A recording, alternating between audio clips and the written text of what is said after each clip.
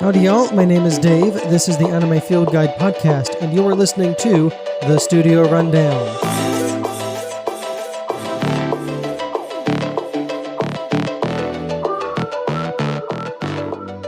This is my series where I take you through the history and major milestones of anime production houses across Japan. Today's episode features Kinema Citrus.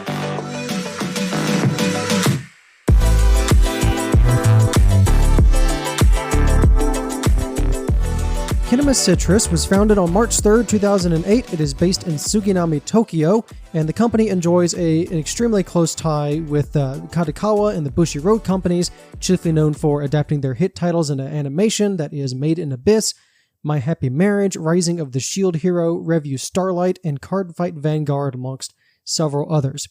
Studio was chiefly founded by Muneki Ogasawara.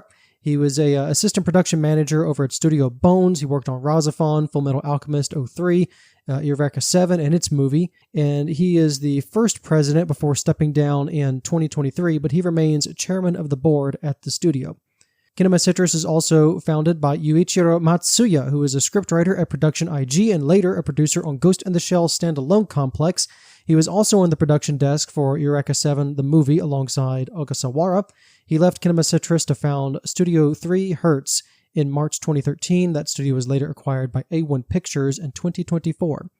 And then finally, we have Masaki Tachibana. He's also from Production IG and also worked on Standalone Complex as a storyboard and episode director, as well as Moribito, Guardian of the Spirit. He is the director of Kinema Citrus TV series Tokyo Magnitude 8.0 and Barakamon. Outside of Kinema Citrus, Tachibana-san is also attached to Princess Principal, as well as its Crown Handler movies. So he's currently working on the number, I think it's supposed to be like 6 of those movies now, and I think 3 or 4 are out at the time. And so, as far as Kinema Citrus is concerned, as Muneki-san tells it, he left Studio Bones after production wrapped on Eureka 7, the television series, which Eureka 7 is one of the few mecha series created and produced by Studio Bones during the 2000s. We're talking about alongside Razafon, Mars Daybreak. I think in like 2010 there was Star Driver. A lot of folks dismissed Eureka 7 early on as like another Evangelion clone, also with Razafon. But both of those, they found their audience, and it got more than a few manga and video games out of it. So Eureka 7 was a relatively big deal. But Muneki-san got sick during the production, and so at the time he left Bones, he says he had no intention of returning to the anime industry. He told his one of the producers at Bones and his chief benefactor at the time, or one of his chief benefactors at the time, he told Masahiko Manami, "I'm going away and I'm going to become a tuna fisherman. Basically, I'm leaving the company, don't call me, please."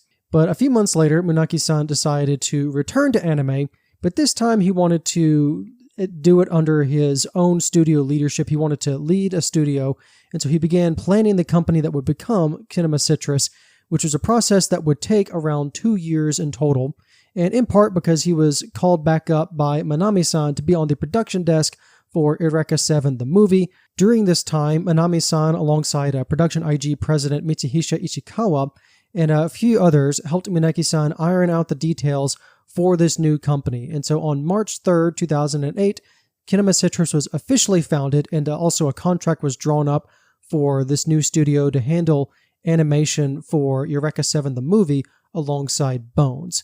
And the Eureka 7, the movie, released on April 25th, 2009.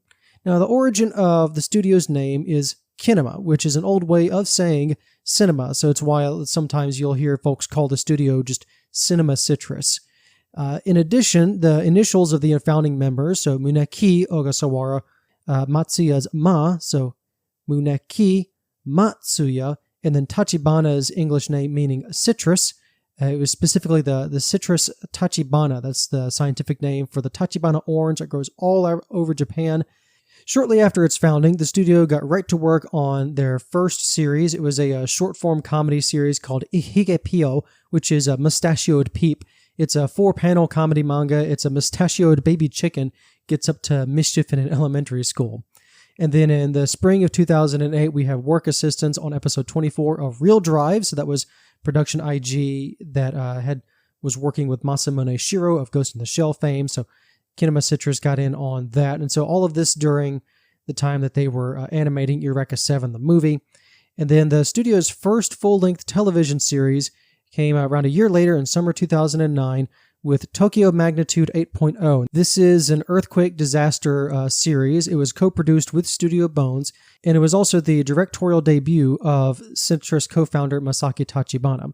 Now, Tokyo Magnitude got a lot of praise for its realism and attention to detail. Like the Blu-ray discs for this also include disclaimers that the events in this show are based on as much as possible. It's based on actual research and careful extrapolation about the effects that a major earthquake would actually have on Tokyo, including the quake itself, the emergency response teams and their techniques, as well as the timing of relief organizations.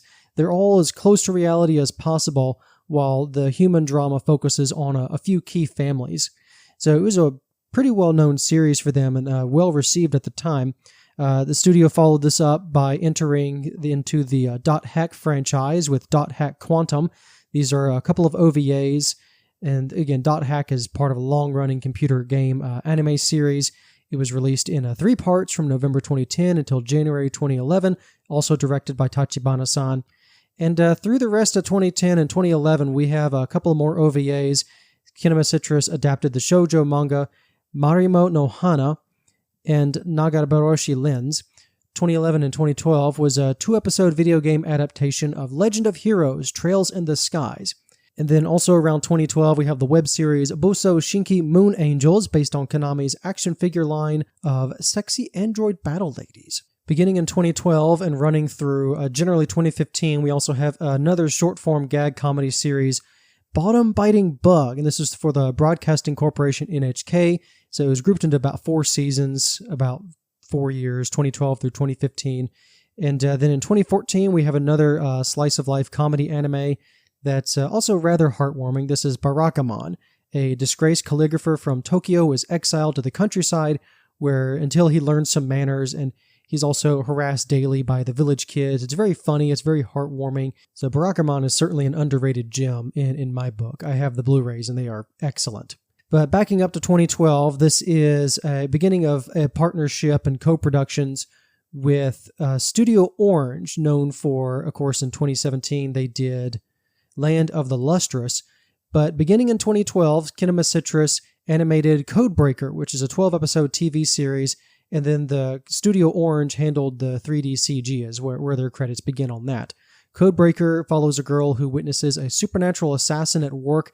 He burns his targets alive, burns them to ash with a strange blue fire, which is something that she definitely shouldn't have been able to witness. But going forward with this, we have some joint animation projects with Studio Orange. So again, this began as a CG modeling and animation studio founded way back in 2004, but it wasn't until about 2012, 2013 that it started going into fully animating its own series, and a lot of those were co-productions with Kinema Citrus. So, for example, this starts with 2013's the TV special Neppu Kariku Bushi Road, or Hot Air, Sea, and Land Bushi Road, which is, we'll start to see the partnership with the Bushi Road Company, which we'll get to in just a few minutes. 2014 is the big one as far as this partnership between Kinema Citrus and Orange. This is Black Bullet, as well as 2 series in 2016, 2015, 2016, Norn 9 and Under the Dog. And as an extra sidebar, Orange also co-produced the anime series Dimension W with Studio 3 Hertz, which of course was founded 2 years earlier by Matsuya-san after he left Kinema Citrus. Now, in the middle of all of this, these are more like the action series and sort of slice of life, but mostly action series. Kinema Citrus also continued to develop more slice of life, moe series, cute girls doing cute things through the early to mid 2010s and also the early 2020s. Again, some of these are Bushi Road titles. I'm just kind of grouping all these together for right now. So we have Scorching Ping Pong Girls. We have Revue Starlight, so that one's Bushi Road. They animated Is This Order a Rabbit in conjunction with Studio White Fox. They animated Yu Yu Shiki, which is a 4-panel comedy series. And then Kumamiko, Girl Meets Bear, and that was with Studio EMT Square. And then a big one out of this group was the musical anime Show by Rock. This is with Sanrio, specifically the 2020 and 2021 seasons, because there was an earlier adaptation by Studio Bones around 2016. Show by Rock is a mobile rhythm game developed and published by a company named Geeks, or later Idea. This was in conjunction with Sanrio, and this was Sanrio's first ever franchise project aimed for older audiences, also the company's first music-based franchise. So these aren't Hello Kitty designs. These are more going towards like your traditional anime fan sort of series. As far as more on the studio business side, backing up to around November 19th, 2015, Kinema Citrus founded a subsidiary company, Gift-O Animation. It's located in the capital city of the Gifu Prefecture, and it's headed by studio employee Satoshi Mori. Now, Mori is an animator and designer. He's got credits ranging across Star Driver, Code Geass, Eureka 7, Gundam 00, Gundam Unicorn. He's got an action anime credits with Darker Than Black, Fate Zero, Tiger and Bunny.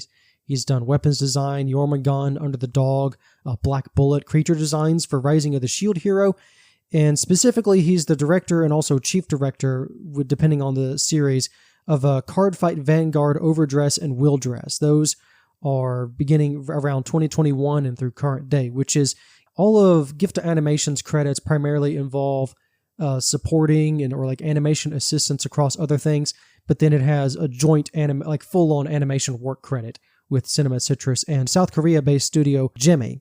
Studios basically jointly animate all of the Card Fight Vanguard series. So Citrus also has is known for its studio partnership with an Australian-based composer Kevin Penkin, specifically beginning in 2016 with Norn 9 and Under the Dog. But it was, of course, Made in Abyss in 2017 that put Kevin Penkin on the map in a big way. And he continues to compose music for Kinema Citrus, their most high-profile series that have defined the studio from the late 2010s to today. So, of course, I'm talking in the beginning of summer 2017, Made in Abyss. This is the deceptively cute but also terrifying adventure series based on the web manga by Akihito Tsukushi. We have also 2 compilation films in January 2019, and then we had the sequel movie, Dawn of the Deep Soul, in 2020. Season 2 was Golden City of the Scorching Sun in summer of 2022. And finally, we have the as of yet untitled sequel film set for 2026. Made in Abyss is also Anime Field Guide Episode 7. December 28 saw the premiere of another major series for Kinema Citrus. This is, of course, the premiere of Rising of the Shield Hero. It's a popular isekai series trapped in another world where we have our main character Iwatani Naofumi suddenly finds himself summoned to a parallel world. He discovers he is one of the 4 heroes equipped with a legendary weapon and is tasked with saving the world from a cycle of destruction. However, as the Shield Hero, he's seen as the weakest of the 4 and is soon alone, penniless, and betrayed by his party. So with only his shield, Naofumi has to gather his wits and courage to rise from the ashes, beat all the haters, and become the legendary shield hero who will save this world. This was, of course, heavily promoted by Crunchyroll when it came over here to North America, but Shield Hero, shall we say, had a rather rocky start with the first episode, but nevertheless, the show went on to be very popular, successful. It's, of course, it's based on a popular light novel series. It's gotten a manga version. It's received multiple seasons. And as of this episode in 2025, I believe season 4 just wrapped and they just announced season 5 for 2026. So nevertheless, it's been a big draw because over the years, again, Kinema Citrus had been working with Bushiroad and Katakawa, had been pulling from some of their properties that both of them were publishing or working in. Over the years, the companies kept getting closer and closer and closer, and on July 1st, 2019, they made it official. Kinema Citrus, Bushiroad, and Katakawa announced a joint partnership. Quote, "This partnership aims to produce a stable intellectual property in producing anime content in response to the growing popularity of anime both domestically and abroad," end quote. By the December of 2019, it was announced that Bushiroad and Katakawa had each acquired a roughly 32% stake in the studio, about 63.6% total, with Kinema Citrus representative director Muneki Ogasawara. He maintained a 36.4% controlling stake in the company. Since 2017 and 2018, Kinema Citrus has mainly been known for Made in Abyss, Card Fight Vanguard, and Shield Hero. Also in 2021, we had Star Wars Visions Volume 1, that's Episode 4 with the Village Bride. Kevin Penkin did the music for that. Of course, 2023 and 25, was My Happy Marriage, which is a supernatural fantasy twist on Cinderella. Evan Call handled the music on that one. And then in 2024, I found something interesting that is more like tangentially related to Kinema Citrus, but when your studio leader is one of the key figures involved in this initiative, I think it makes sense to put it in this episode.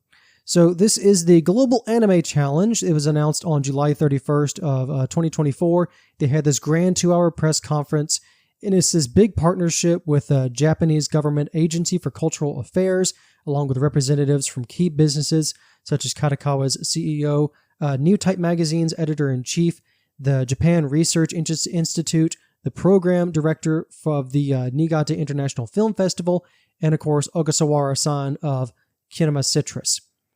And this is a 2-year program funded by the Agency for Cultural Affairs. Its stated purpose is to nurture the anime industry's next generation of creatives. So the idea is to take 6 candidates, animators, producers, and directors. They will be selected to experience internships at studios outside of Japan for a period of 3 months. The selected participants will be prepped with lectures, workshops, and English language courses for a period of 8 months prior to this internship. And then they will intern at animation studios outside of Japan for these 3 months. Cost of living and salaries will be provided by the Global Anime Challenge initiative. The idea at its core is to expose this talent pool to ideas and work processes outside of the Japanese anime production system. The cohort will then develop concept trailers to be presented to the Anime Challenge Committee. The studios they are attending will handle the production of these trailers as well as retain any copyright should any of these trailers develop into fully fledged projects. And the plan is for the concept trailers to be shown at the Annecy International Film Festival as well as Anime Expo in France in 2026. So once it's all said and done, the GAC will evaluate these results and compile a report for the public. And if the project is seen as successful, the GAC can then grow and develop a second and larger pool of candidates. You can follow their official website and YouTube channel for general updates. And I just think that's a really cool initiative, and to have, again, Muneki Ogasawara-san of Kinema Citrus be one of the key representatives on this board. It's something that he's tying his studio and, of course, Kadokawa as well, directly to nurturing the future of animation in Japan. So it's going to be interesting to see how this one works out. As far as recent and upcoming projects, so we're talking 2025 and beyond for Kinema Citrus. Of course, this year we had new seasons of Cardfight Vanguard, My Happy Marriage, and Rising of the Shield Hero Season 4. On October 29th, over on Disney+, we have Star Wars Visions Volume 3. Kinema Citrus has animated episodes 2 and 4, so that's Wanderers and Yuko's Treasure. I know one of those is a follow-up to The Village Bride from Volume 1. And back in May 2024, Kinema Citrus revealed concept trailers as well as staff listings to celebrate its 15th anniversary. So some original projects, both of them releasing sometime in 2026. Both of them are TV animation projects. The first one being Ninja Schooler, so it's billed as a lighthearted action comedy series, kids attending a ninja school. It's also the directorial debut for Shunsuke Takarai. He's a key animator on Made in Abyss and Shield Hero. He did the opening credit sequence for My Happy Marriage Season 1, as well as he did worked on Shangri-La Frontier, Harukana Receive, and Wandering Witch. Those are over at Studio C2C, Challenge to Challenge. And then the second project is Goodbye Lara, which is a new interpretation or a new version of The Little Mermaid. This is also another directorial debut for Takushi Koide, who's been at Cinema Citrus since 2014 over at Barakamon, and before this, he's been an assistant director on Revue Starlight. So in conclusion, with all of this, I think Cinema Citrus has done a lot to foster both its staff and outside of the studio, and also secure these key business connections with Kadokawa and Bushiroad that I think will carry the studio sustainably into the future. This joint partnership has remained very stable, and the studio has become well known for producing high-quality work, and continues to have strong and varied output in both adapting existing material and producing original works.